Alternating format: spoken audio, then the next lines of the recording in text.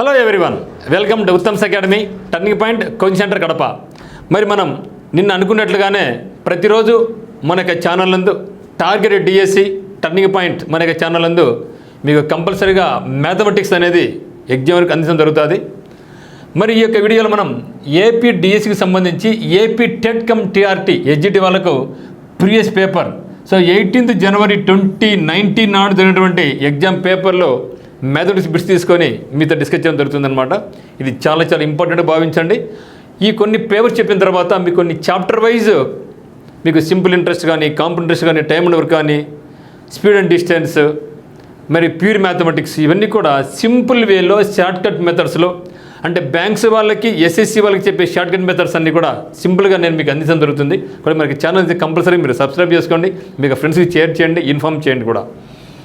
మరి దీనికి సంబంధించి కోచింగ్ కావాల్సిన వాళ్ళు Kanigiri teachers academy and Kadapa turning point ఆధ్వర్యంలో కడప నందు మీకు రెసిడెన్షియల్ కోచింగ్ అనేది స్టార్ట్ చేయడం జరుగుతుంది అనమాట. ఇక నెంబరు డీటెయిల్స్ అనేవి లాస్ట్లో చెప్పడం జరుగుతుంది. నా కమ్ టు క్వశ్చన్ నెంబర్ 1. ఒక గ్రామ జనాభా 18,750, గ్రామ జనాభా 18,750. ఆ గ్రామ జనాభా పెరుగుదల రేటు సంవత్సరంకు 8%గా ఉంటే ఎంత ఉందండి? 8%గా గుర్తించబడింది. అయితే 2 సంవత్సరాల తర్వాత ఇక గ్రామ జనాభా ఎంత అంటున్నాడు. Okay, so what is the present population of the town? 18,750. Every year that rate increased by 8%. Then what is the population be after 2 years అంటున్నాడు. సో డైరెక్ట్గా చెప్పడం జరుగుతుంది ఇక్కడ మీకు. సో ఆఫ్టర్ కాబట్టి 18,750 ఇంటూ ఏమైంది? ప్రతి సంవత్సరం 8% పెరుగుదల ఉంది. సో 8% పెరుగుదల. సో పెరుగుదల ఉంది అంటే 100కు యాడ్ చేయండి, తరుగుదల ఉందంటే 100కు మైనస్ చేయండి, లాభం అంటే 100కు ప్లస్ చేయండి, నష్టం అయితే 100కు మైనస్ చేయండి. అట్లా చూస్తే ఇక్కడ నాకు 8% పెరుగుదల కాబట్టి 108. So 108/100 into 108/100. ఎన్నిసార్లు అడుగుతారు అన్నిసార్లు దాన్ని మల్టిప్లై చేసుకోండి. ఓకే, 2 సార్లు అడిగితే 2 సార్లు, 3 సార్లు 3 సార్లు. ఇప్పుడు కొట్టేసుకున్నాం 2తో. 225. ఓకే, అలాంటే 4తో కొడదామా? ఓకే, 4తో 425, 4 2s 4 7s, అగైన్ 425, 427 అయిన తర్వాత ఇక్కడ 25 25 7s ఎంత? 175. 175 ఎంత? మళ్ళీ 5 times 0. నో 25 25 3 times అంటే 30 times. ఇప్పుడు నాకు ఏమి లేదు కానీ మనకు. సో 30 ఇంటూ 27 ఇంటూ 27 మిగిలింది. మరి what is the square root of 27 square? So 27 square చెప్పాలా?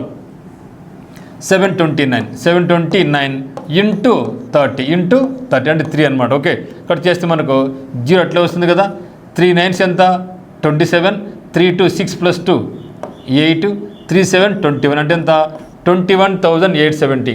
21,870 మనకి ఆన్సర్. ఇది ప్రాథమికంగా చేసే మెథడ్.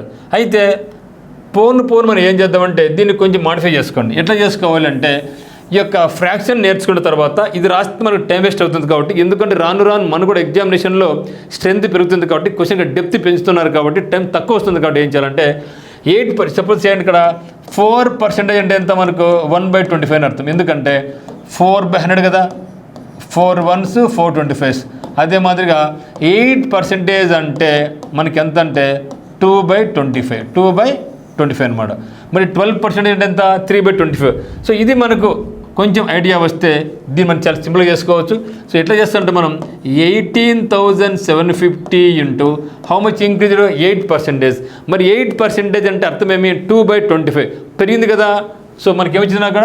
2/25 అంటే మీ ప్రతి 25కు 2 పెరిగిందని అర్థం. అంటే మొత్తం ఎంత? 27 అయిందని అర్థం. ఓకే, పెరిగింది కదా. ఎందుకు పెరిగింది? ప్రతి 25కు 2 పెరిగిందంటే మొత్తం ఎంత? 27/25 అని అర్థం. ఓకే, ఇంటూ 27/25 2 సార్లు కాబట్టి 2 సంవత్సరాల తర్వాత కాబట్టి 2 సార్లు రాసుకుంటాం. ఇప్పుడు గమనించిన మరి ఏముంది మనకి ఇక్కడ? సో అంటే ఇక్కడ మనకి ఈ యొక్క స్టెప్ ఏం చేస్తున్నాం? కట్ చేస్తున్నాం. ఈ యొక్క స్టెప్ కట్ చేయడం వల్ల మనకు కనీసం మనకు 30 సెకండ్ టైం మిగులుతుంది. 30 సెకండ్ టైం అంటే ఆశ్చర్యమచ్చు కదా. ఈ యొక్క టైం మనం దాని మీద పెట్టుకోవచ్చు అనమాట. ఇప్పుడు కొట్టేసుకుంటాం. So 25 కొట్టేసుకుంటే 25 25 7s 25 5 times. మరి 25 వన్స్ 25 3 టైమ్స్. ఇప్పుడు మనకు స్క్వేర్ తెలిసి 27 ఎంత మనకు 729 into 3 is equal to, so squares మనం బాగా నేర్చుకుంటే మనకి ఈజీగా answer. So that is equal to 21,870 అని చెప్పడం జరుగుతుంది. సో మీరైతే కంపల్సరీగా 30 వరకు స్క్వేర్స్ నేర్చుకోండి. వీరైతే దాన్ని 120 నేర్చుకుని మీకు నేర్పిస్తే చాలా సింపుల్గా నేర్పిస్తాను. అదేవిధంగా క్యూబ్స్ కూడా మీరు 20 నేర్చుకుంటే మనకు టైం అనేది బాగా సేవ్ అవుతుంది. Now come to question number 2. 2 ధన సంఖ్యల భేదం 24. The difference between 2 positive numbers is 24. ఒక దాన్ని రెండవ దానితో భాగించగా వచ్చే భాగఫలం 1.5. ఒక నెంబర్ ఉంది పెద్ద నెంబర్, ఆ పెద్ద నెంబర్ని చిన్న నెంబర్తో భాగిస్తే నాకు భాగఫలం ఎంత వచ్చిందంటే 1.5 వచ్చింది. అయితే వాటిలో పెద్ద సంఖ్య ఏది అంటున్నాడు, వాటిలో పెద్ద సంఖ్య ఏది అన్నాడు. సో వాటిలో పెద్ద దీన్ని ఎక్స్ అనుకొని చేస్తే మనకు ఎక్కువ టైం వేస్ట్ అవుతుంది కాబట్టి దాని జోలు పోమాకండి. ఏం చేయాలి ఇప్పుడు, గో ఫర్ ఆప్షన్ మెథడ్. ఏం చెప్పాడు ఇక్కడ, అందులో పెద్ద సంఖ్య ఏది అన్నాడు. అందులో పెద్ద సంఖ్య ఏదంటే నా యొక్క ఆన్సర్ 48 కావచ్చు, 72 కావచ్చు, 80 కావచ్చు, 88 కూడా కావచ్చు. నేను ఫస్ట్ ఆప్షన్ తీసుకుంటా. సో పెద్ద సంఖ్య ఓకే. ఇప్పుడు నేను ఏమనుకుంటున్నాను, పెద్ద సంఖ్య 48 అయితే, పెద్ద సంఖ్య 48 అయితే చిన్న సంఖ్య ఏమవుతుంది, నాకు చిన్న సంఖ్య ఏమవుతుందంటే ఏమన్నాడు 24 తక్కువ అన్నాడు. భేదము 24 అంటే బట్ విత్ డిఫరెన్స్ కదా. అప్పుడు నాకు ఎంత ఉంది ఇక్కడ 24 పోతే నాకు ఓకే 48లో 24 పోతే ఎంత చూడండి ఇక్కడ ఎంత ఉంది మనకు 24 కదా 24 అంతే కదా. అయితే ఏమన్నాడు వాడు, ఒక దాన్ని రెండో దానితో భాగించగా అంటే ఏం చేయాలి, భాగించాలి పెద్ద నెంబర్ను ఏం చేయాలి మనం చిన్న నెంబర్తో భాగించాలి. ఎంత 24 2s ఎంత 48, శేషం ఎంత 0, భాగఫలం ఎంత 2, భాగఫలం ఎంత 2. కానీ ఏమన్నాడు ఇక్కడ 1.5 అన్నాడు. అంటే ఆన్సర్ నాకు ఇది కాదు, ఆన్సర్ నాకు ఇది కాదు. ఇప్పుడు come to second option. So second option పెద్ద సంఖ్య ఎంత 72. మరి చిన్న సంఖ్య ఏమన్నాడు, భేదం ఎంత అన్నాడు 24 అని కడితే 24 తీసివేయండి. 24 తీసివేస్తే నాకు పెద్ద చిన్న సంఖ్య, ఇది పెద్ద సంఖ్య, పెద్ద సంఖ్య. మరి చిన్న సంఖ్య ఎంత అంటే 8 48. ఇప్పుడు ఏం చేయాలి, ఇది చిన్న సంఖ్య, ఇది చిన్న సంఖ్య. మరి ఏమన్నాడు, పెద్ద సంఖ్యను చిన్న సంఖ్యతో భాగిస్తే అన్నాడు. సో 48 వన్స్ ఎంత 48, నాకెంత 4, నాకెంత కదా 6 - 1 ఎంత 2. ఇప్పుడు ఏం చేయాలి మనం, సో ఇది 1 కదా, ఇది పోతుందా పోదు కదా, అంటే ఇక్కడ పాయింట్ ఉంచుకుంటే ఇక్కడ మనం 0 పెట్టుకోవచ్చు. 48 5s ఎంత 240. సో శేషం 0, భాగఫలం ఎంత నాకు 1.5 వచ్చిందా. సో 1.5 చెప్పింది నాకు. సో ఆన్సర్ ఎంత నాకు అప్పుడు 72. సో ఈ విధంగా చేసుకుంటాం. సో ఎప్పుడైనా సరే వాడు చిన్న సంఖ్య ఏది అన్నా పెద్ద సంఖ్య ఏది అంటే ఇచ్చిన ఆప్షన్స్ బట్టి వెళ్ళిపోండి. ఎందుకంటే రెండు సంఖ్యలు మనం ఏనుకోవాలి, ఎక్స్ అనుకోని వై అనుకుంటే x - y is equal to 24. ఇదేమిది పెద్ద సంఖ్య, ఇది చిన్న సంఖ్య, ఇది పెద్ద సంఖ్య.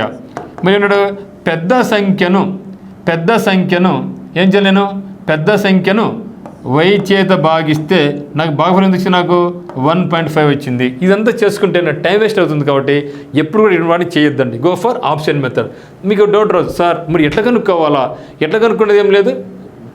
అంటే మన క్వశ్చన్ చేయగా ఇటువంటి మోడల్ ఎగ్జామ్ చేయగా ఇటువంటి క్వశ్చన్ వస్తే ఆప్షన్లు చేసుకోవాలి, ఇటువంటి క్వశ్చన్ వస్తే ఫార్ములా చేసుకోవాలి అని మీకు ఐడియా వస్తుంది. సో దాన్ని బట్టి మనం చేసుకోవచ్చు. మరి కమ్ టు క్వశ్చన్ నెంబర్ 3. ఒక జీప్ 4 గంటల్లో 80 కిలోమీటర్ల దూరం ప్రయాణిస్తుంది. ప్లీజ్ రిమెంబర్, ఎంత, ఒక జీపు 4 గంటల్లో ఎంత పోతుంది 80 కిలోమీటర్లు ప్రయాణిస్తుంది. అదే వేగంతో ఎన్ని గంటల్లో ఆ జీపు 210 కిలోమీటర్ల దూరాన్ని పూర్తి చేయగలడు. ఏం చెప్తున్నాడు మిత్రమా, 80 కిలోమీటర్ల దూరం పోవాలి అంటే ఎంత టైం తీసుకున్నాడు, 4 గంటలు తీసుకున్నాడు. మరి అదే స్పీడ్తో అదే జీపులో 210 కిలోమీటర్ దూరం ప్రయాణించాలంటే ఆ యొక్క జీపు తీసుకునే టైం ఎంత. దీనికి చాలా సింపుల్, ఇది యూనిటరీ మెథడ్ ప్రయోగం చేసుకోవచ్చు అనమాట. అడిగింది వాడు ఎన్ని గంటలు అన్నాడు, ఎన్ని గంటలు. సో ఇచ్చింది ముందు రాసుకో, కనుక్కొచ్చిన తర్వాత reference. So whatever given right in the first column, whatever రాసి ఏమవుతున్నాడు ఎన్ని గంటలు అన్నాడు. అంటే ఇప్పుడు నాకు ఇది గంటలు, ఇది ముందు తర్వాత రాసుకో. అంటే ఏమి 80 కిలోమీటర్ దూరాన్ని ఎంత టైం తీసుకుంది 4 గంటలు. ఎన్ని గంటలు 4 గంటలు పట్టింది.